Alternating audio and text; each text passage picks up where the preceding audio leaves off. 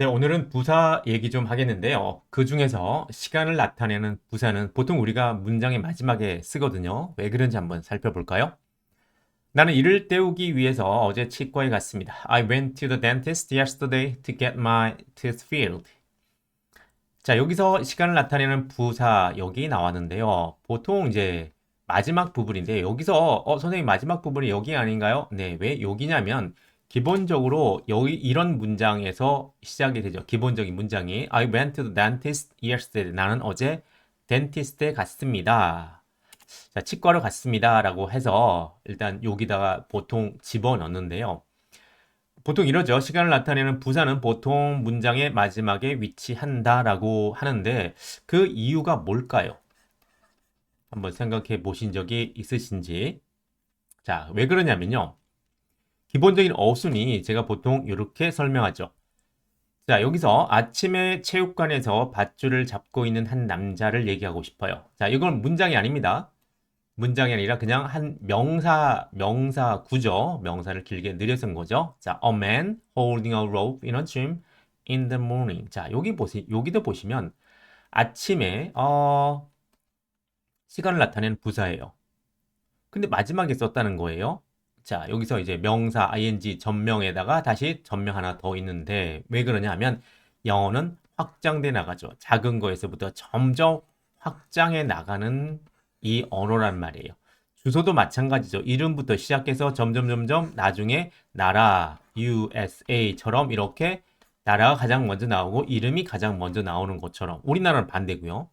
그런 것처럼 여기서 마찬가지 a man 한 남자를 여기다 이제 점을 찍어주는 거죠. a man 조금 더 길게 크게 확장을 시켜보면 이제 손이 보이는 거예요. 홀딩 하는 모습이 보이죠. 홀딩 좀 더 확장을 해볼까요? 네, rope가 보이네요. 좀 더 확장을 해 보이면 이제 배경이 되는 체육관이 보이고 이제서야 잘 보세요. 이제서야 좀 더 확장을 해보면 어디까지 보이죠? 밖에까지 보이고 하늘까지 보이는 거예요. 하늘까지 이렇게. 그래서 in the morning 아침인 걸 알 수 있는 거죠. 그래서 시간을 나타내는 부사는 어쩔 수 없이 하늘을 봐야 시간을 나타내는 내 시간을 알 수 있잖아요. 그래서 가장 마지막에 쓰는 게 정석입니다.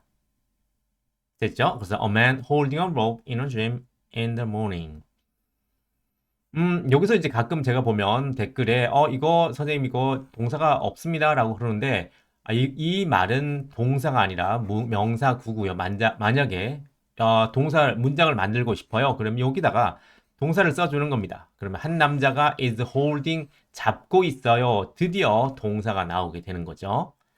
자, 그러면 이제, I went to the dentist to get my tooth filled yesterday 라고 해도 됩니다. 아까는 여기 썼죠. 그죠? 여기도 문장의 마지막 맞아요.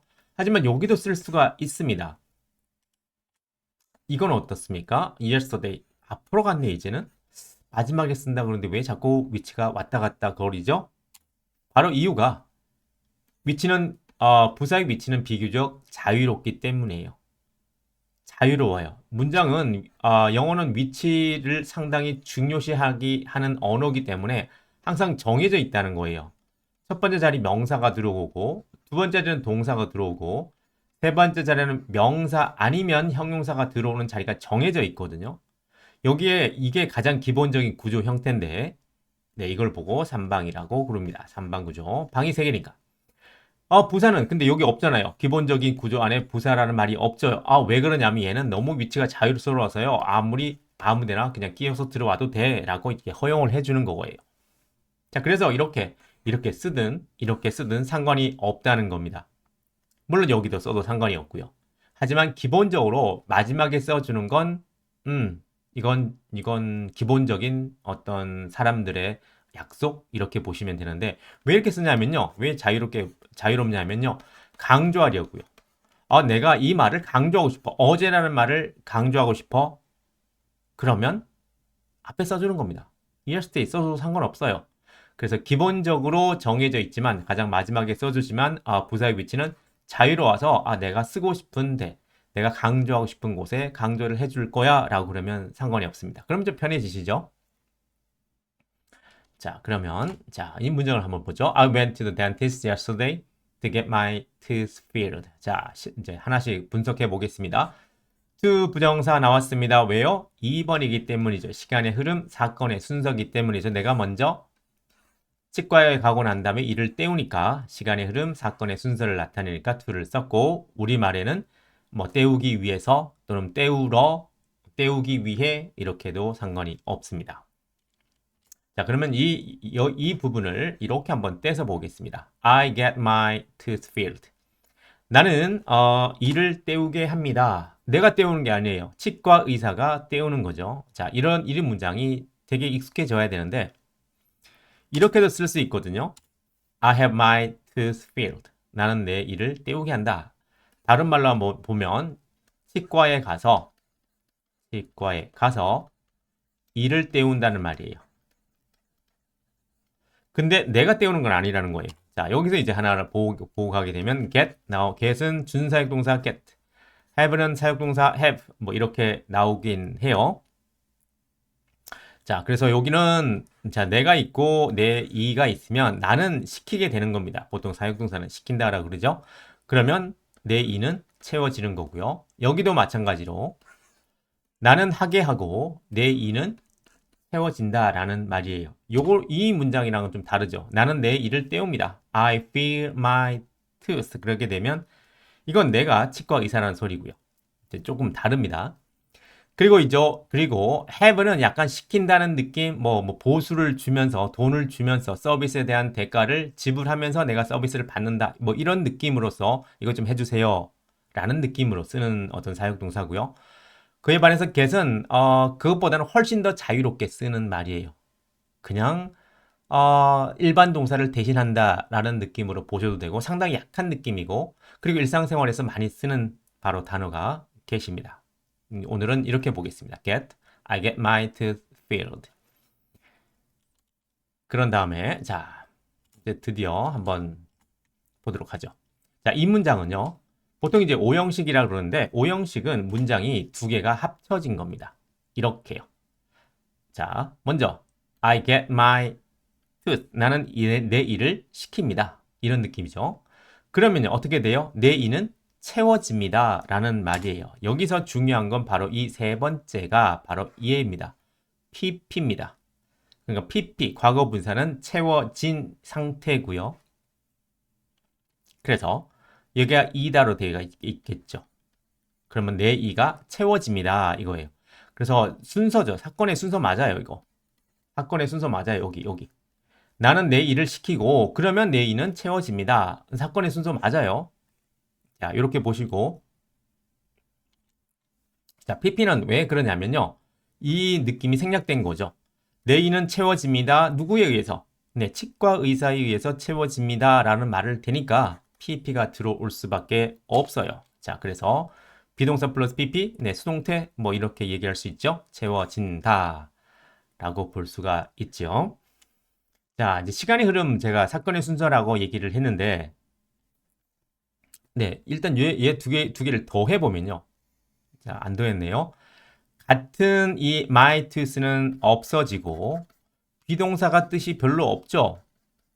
하나를 합치려고 하니까 그리고 동사는 이 get 하나이어야 하니까 얘 동사는 없어지고 얘가 여기 꼬랑지에 갖다 붙이는 거예요. 그래서 I get my tooth filled 이렇게 쓰면 되고요. 또 시간의 관점을 한번 보겠습니다. 자, 물론 이 두 문장이 합쳐져서 합치게 되면 이렇게 돼요. 합치게 되면 나는 내 일을 시키고요. 내 이는 채워집니다. 합치게 되면 같은 말은 없어지게 되죠. 얘가 원래 주어고 얘가 동사잖아요. 이게 형용사고요. 그러면 두 문장이 합쳐지려고 하니까 똑같은 말이 같이 있으니까 하나 없애는 거잖아요. 그렇게 되면 어떤 문제가 생기냐면 이 동사는 항상 두 번째 자리에 와야만 해요. 이렇게 주어, 동사. 항상 두 번째 자리에 와야 하기 때문에 첫 번째 자리에서 날아가 버리면 얘는 되게 당황스러운 거예요. 당황스럽기 때문에 나는 주어에 의해서 영향을 받아서 나는 is라고 하는데 주어가 없어졌네? 그러면 주어에 어떤 영향을 받지 않네? 그럼 어떻게 돼요? 원래 모습으로 돌아가는 거예요. 그게 바로 동사 원형이라 그래요. 동원이라 그러죠. 주어가 있으면 주어의 영향을 받아서 어떻게 좀 변화를 하는 모습을 보여줄 텐데 주어가 없어져 버렸네? 그럼 내가 변화할 필요 없네? 그래서 원래 모습으로 들어가게 되는 거죠.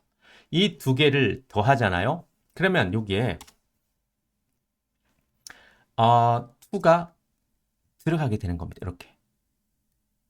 자, 여기다가 to를 집어넣는 거예요. 왜냐하면 시간의 흐름이죠. 왜냐하면 내가 먼저 일을 시키면 그런 후에 채워지니까 당연히 시간의 흐름이 나타내는 말을 써야 하는데 보통은요, to be를 이때는 생략을 하게 되는 겁니다.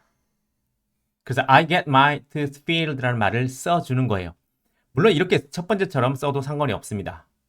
하지만 좀 길어 보이잖아요. 그래서 실질적으로 영어는 짧은 쪽으로 가게 되거든요. 그래서 물론 틀린 표현은 아니지만 이렇게 표현을 많이 씁니다. I get my tooth filled.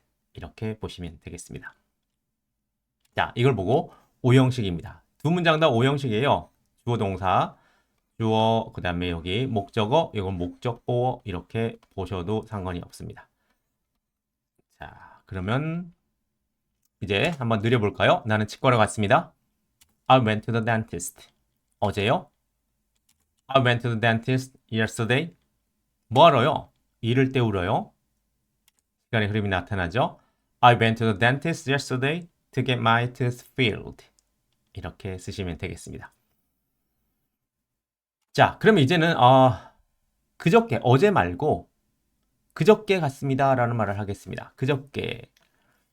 자, 오늘이 16일이라고 치면요. 이게 어제고요. 이게 그저께예요. 어떻게 표현하겠죠?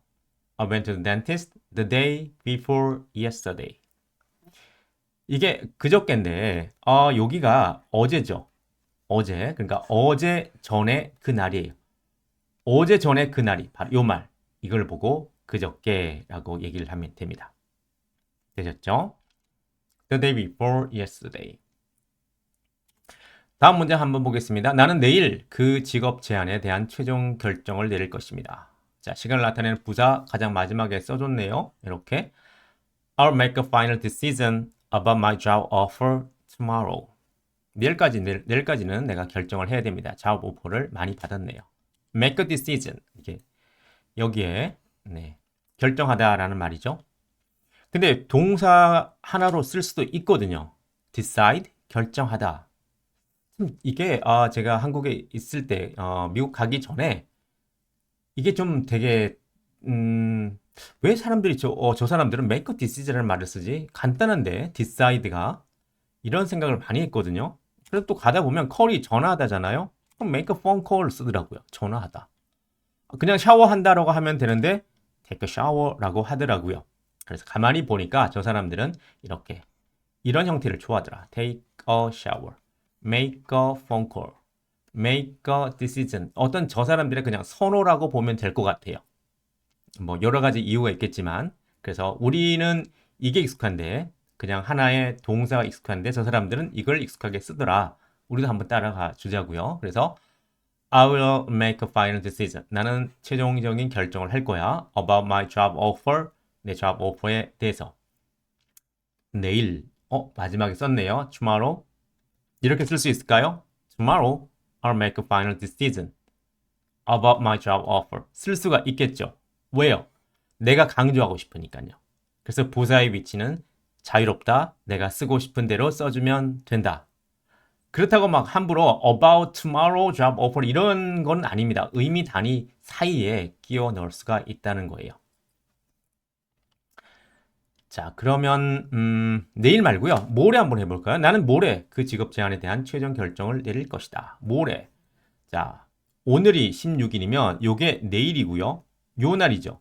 그럼 영어로는 어떻게 표현할까요? The day after tomorrow. 요게 tomorrow죠. tomorrow 그 날 tomorrow 후에 내일 후에 그 날이에요. 그래서 요걸 보고 모레라고 그럽니다. I'll make a final decision about my job offer the day after tomorrow. 자, 됐죠? 자, 이제 한번 늘려볼까요? 나는 최종 결정을 내릴 것이다. 좀 깁니다. I'll make a final decision.